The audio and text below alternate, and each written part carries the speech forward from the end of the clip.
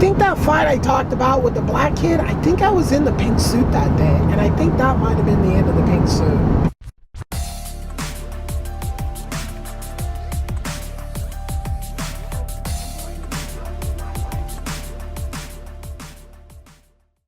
At some point in junior high school, one of the big things while I was in junior high school with, I guess, pop culture that was current to that time was Miami Vice. And Miami Vice had a whole, like, they had their own music, they had their own style of dressing. It was like, for my family, it was like, ooh, Friday night, Miami Vice, or whatever night it was on, I don't remember. But it was a big deal back in the 80s. And this was when I was in junior high. And for some reason, and I think, thinking back, evaluating my decisions at that point and where my motivations were and all this stuff, like, I think I just wanted to be super cool. We all went to the same mall, all the kids, we all went to the same mall, the same stores, all that stuff. So I think that was part of my motivation, was just to totally stand out. And I think it also had to do with I was living with my mom now, and I just saw, like, I think I saw life in a little bit different way. When I was living with my dad, it was like torn up old clothes and parachute pants and rocker looking, persona. But then with my mom, it was like, oh, we get nice haircuts and you get money to go shopping for clothes at the mall. So I think that all had to play into it. Now, what people's perception of, and I haven't even told you yet, this is all the build-up. So what I did was I bought a 100%, well, almost 100%, pink Miami Vice suit, right? I mean, we're talking, the only thing I don't think that was pink was the shirt. And I think the shirt was white. Oh, I'm having a little bit more memories from it too. I think there was a really hot chick that worked at this place, and that we just kind of went with it, right? And so I just put together a whole pink Miami Vice suit. In retrospect, it didn't have a lot of, I had a pink suit. And, you wear it, and okay, you've worn it. Okay, you've worn it again.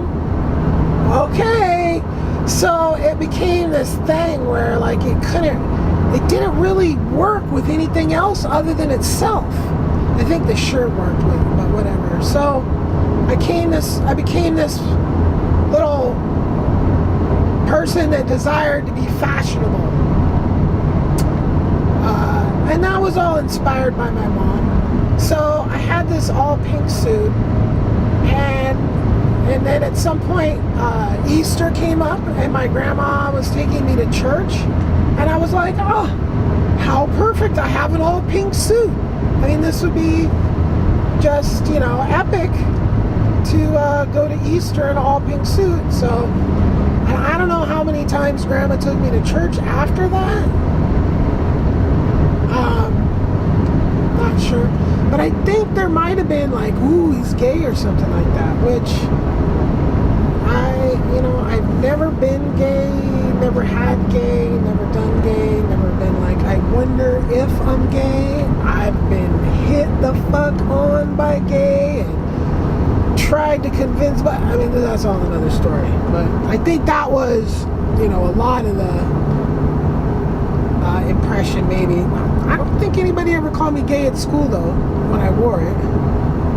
think maybe a couple kids talk some shit. Just a couple of the like super poor kids, like the kids that basically used to dress the way I dressed when I first started junior high school, and they probably were like, "Oh, that dude's going to be my friend. We dress the same." And then whatever, 4 months or 3 months later, 5 months later, I end up. So anyway, a couple of people, but my biggest memory from the Pink, and it was kind of a suit. I mean, literally, a jacket, slack type pants, like the jacket was like and then a shirt, no tie. Or did I have a tie? I don't think I had a tie. I don't think ties were a thing for the Miami Vice look. But even like pink shoes, little like boat deck shoes, and pink belt. I mean, the whole outfit. I don't think I had pink underwear. I don't think I ever bought myself underwear back then. That was my mom's job, I guess. But yeah, so basically the pink suit kind of just basically had a real short life. I wore it. I got it. I wore it. It was holy pink suit time for, but then it was there. And then, I went back to the store, like, oh, maybe if I bought this gray and mixed it with the pink, and like, I think it just kind of was pretty much dead and done. I did buy more than one of those Miami Vice style blazer jacket type things. The other one I bought definitely had some more pizzazz. It had a paisley print, and it had, I think they both had padded shoulders in them. I think that one saw a lot more wears than the other one did, than the pink one. That was the style there, and it was Portland, Oregon in the 80s, so the level of the style that we had, I think that would probably be the over-looming style. I think that fight I talked about with the black kid, I think I was in the pink suit that day, and I think that might have been the end of the pink suit. I think it might have just got kind of scuffed up or something, and vague recollection about that. So one of the biggest takeaways I have from junior high and even high school, before I got a car, which was like 5 seconds before I was dropped out. But anyway, one of the biggest takeaways, one of the biggest things that sticks with me, and even from back in the second grade, when I had to walk and ride the TriMet and all this, right? And then, so there in junior high, living with my parents and being dropped off hella early, and then having to get my way back and all this stuff, is I just remember a lot of wasted time. A lot of time I just spent, walking or riding buses, and just having this extraordinary amount of extra time to just basically all I could do at that point in my life was daydream. And I can remember daydreaming some really wild stories back when I was walking back and forth to the second grade every day. The stories crazy about like and I don't know how I can remember all this, but I can. I told the story, so I made the story up while I was walking. Is what I would think about, I guess. And then when I went to when I was at North Oak Grove and I made some friends one day, I told them this story like it was the truth. Like, yeah. And it was all about, I found a barn full of old airplanes that were like, some abandoned, and I got in one and it started and I pulled the thing and it took off and did a loop and landed again. I mean, just completely, and And you know, there's probably a lot more to the story, but that's basically the story. You know, I probably told, you know, I probably had this whole story told like out where, you know, I was tromping through the woods at this weird school, because that's where I had a lot of the whole thing was at that school and what I was doing, like, so yeah, totally unbelievable story. And I remember there was like in grade school, this is grade school, I remember there being like I don't know, 3 or 4 kids sitting there listening, and one kid was just like, no way, no, I don't believe this at all. And the other kids were just kind of listening to the story, you know, and yeah, anyway, so a lot of wasted time, daydreaming, you know, thinking about whatever as a kid that I think about, you know, probably like, oh, I can't wait to be home to watch cartoons or something like that was probably a lot of it. And I honestly don't think that all that free time wandering through the world was beneficial. Well, maybe that I have this amazing imagination that I'm able to solve problems like creatively and quickly. Maybe this has to do with it. I don't know. But there's a lot of things that could play into. I would say that having a lot of free time as a kid where you have to transport yourself, when I was doing this, it was not the freaking greatest thing ever. My grandfather was this like super amazing craftsman, and in wood and metal and just everything. So I took wood shop in junior high school, and I remember being like the biggest hang up was the teacher asked, like, we had to answer this question like something like, what is technology, right? And this is before the internet, seriously before the internet.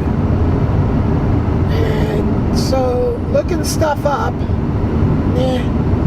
anyway, for some reason there was a huge hang up with me and being able to define the word technology. I remember that like being the defining or like the major thing. So anyway, the things I built in shop class, penny hockey board, which literally I think me and my little brother played penny hockey like once.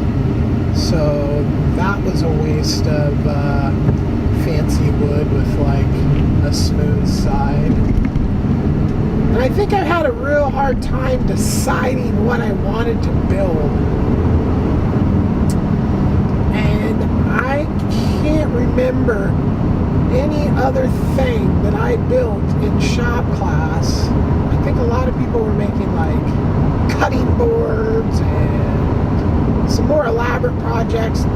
Shop class was in the basement, and one of the kids that was in that shop class with me, he was a real rough character. He had a rough home life, super poor, ghetto kid, probably getting his ass kicked like every other day. And he was like my shop partner.